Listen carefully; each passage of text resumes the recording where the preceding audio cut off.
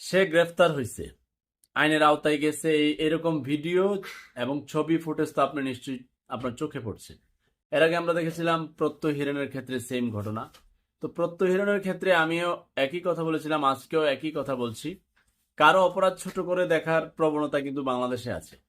সাকিব আল হাসান সহ কয়েকটা TV channel same ভাবে তাদের এই বিজ্ঞাপনগুলো প্রচার করে। সাকিব নিজে করে, টিভি চ্যানেলগুলো করে। টি স্পোর্টস এর কথা আমি ক্লিয়ার করে বলছি, কারণ তখন এটা নিয়ে নিউজ পর্যন্ত হয়েছিল।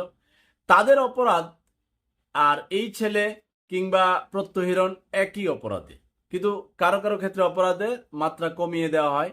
তার বিশেষ গুণ দেখানো হয় যে সে জাতীয় খেলোয়াড়, জাতীয় খেলোয়াড় যে এটা প্রমোট করে, এই ক্ষেত্রে তাদেরকে ছাড় দেওয়া হয়। এইটাই হচ্ছে বাংলাদেশের সবচেয়ে বড় সমস্যা। আমি যদি এটা প্রমোট করি, আমি অপরাধী। সাকিব আল হাসান করলে সাকিব আল হাসান